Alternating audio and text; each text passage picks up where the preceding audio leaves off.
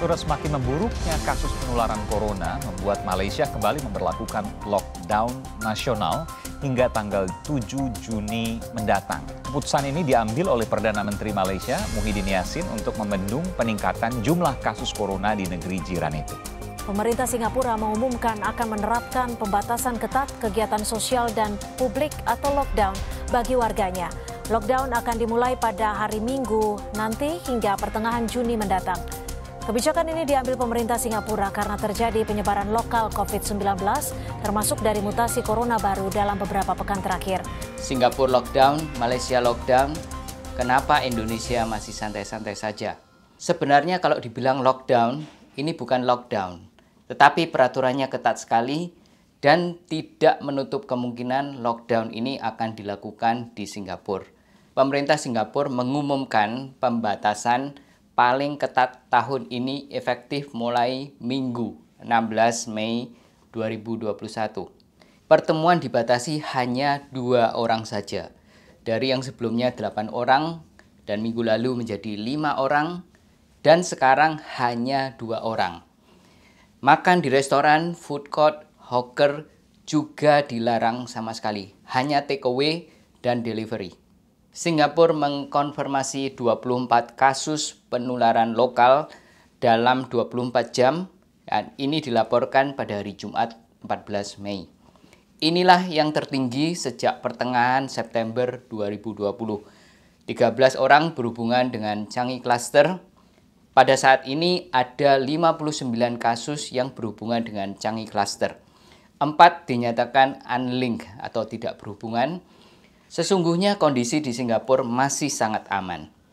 Tapi kenapa dilakukan pembatasan yang ketat seperti ini untuk meresponi 24 kasus per hari yang dalam ukuran Indonesia sangat kecil? Karena pemerintah Singapura mempertimbangkan segala hal, termasuk pengalaman yang terjadi di India. Kalau tidak bertindak sekarang, situasi ini mungkin sekali menjadi tidak terkendali seperti tsunami yang melindas semua orang tanpa ampun. Kalau tsunami ini sudah mulai, ini adalah kekuatan yang tidak bisa dibendung. Pandemi ini menjadi kekuatan yang tidak bisa dibendung. Dengarkan ini baik-baik, dunia ini sedang sebenarnya berperang melawan pandemi. Penyerangan dia karena menghitung itu ancamannya akan ke dia. Memang negara normal harus begitu, ancamannya jauh sudah harus jaga dari sini. Kita kan depan mata aja masih anteng-anteng. Ya, negara yang normal, ancaman jauh kita sudah siap. Tetapi Indonesia musuh sudah di depan mata, masih anteng-anteng saja. Malah ada oknum-oknum yang menerima suap dan memperbolehkan pendatang dari luar negeri, dari India untuk datang tanpa karantina. Parahnya rapid antigen test dipakai ulang. Ini gak jelas dipakai ulang di swab lagi ke orang lain atau gimana. Kalau iya, ini sangat menjijikan. Mereka-mereka ini dan juga banyak orang yang dablek-dablek melanggar protokol kesehatan, ini harus bertanggung jawab kalau sampai terjadi pandemi ala India di Indonesia. Saya risau nih, Indonesia. Indonesia is a time bomb. We just don't know kan. Mungkin syur saya kepada MKN. We have to Control the border. control our borders. Otherwise, that will be another huge cluster of COVID-19. Wallahu alam. Oke, dalam situasi perang, hal yang paling aman yang bisa kita lakukan adalah mematuhi perintah dari pemimpin. Nggak usah ngeyel-ngeyel, tapi patuhlah.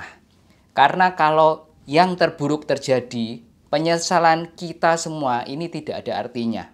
Apapun yang kita lakukan berdampak pada seluruh masyarakat. Jadi lakukanlah semua dengan penuh tanggung jawab. Tolong sebarkan video ini ke banyak orang, bukan karena untuk kepentingan pribadi saya, tetapi untuk kepentingan kita bersama. Kalau sampai tsunami pandemi ala India ini terjadi di Indonesia, penyesalan kita semua tidak ada artinya. Yang menjadi korban adalah bangsa dan negara, masyarakat, mungkin keluargamu, mungkin orang yang kau cintai, ayah, ibumu, atau anak-anakmu. Pikirkanlah ini baik-baik. Saya akan tutup video ini dengan cuplikan apa yang terjadi di India.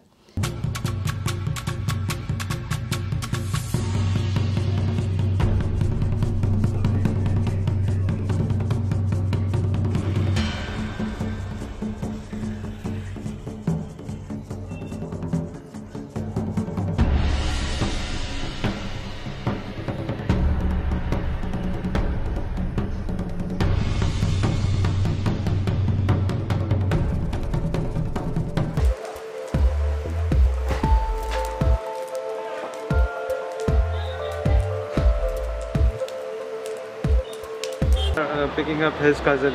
2 days back I picked up on my own uncle, and he died because we couldn't supply him oxygen. I was working in the mortuary van, I couldn't pick up the call, and the moment I was able to receive the call, he was already passed away. So it's really tough for us.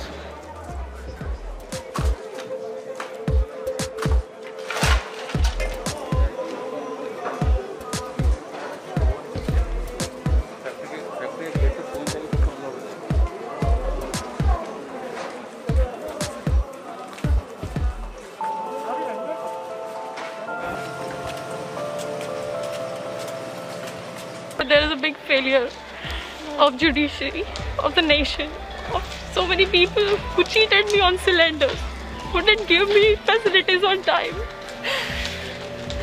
And my father couldn't get anything on time. Everything got delayed, everything.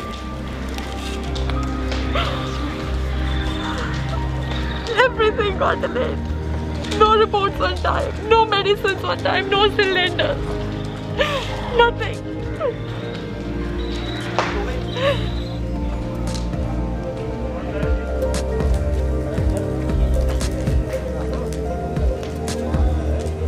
Semoga info-info ini bisa membuat kita melek kalau musuh ini sebenarnya sudah di depan mata kita. Stay safe, taatilah protokol kesehatan. Jangan lupa subscribe, like, dan komen. Terima kasih semuanya sudah mendengarkan, dan sampai jumpa di video yang akan datang. Bye-bye.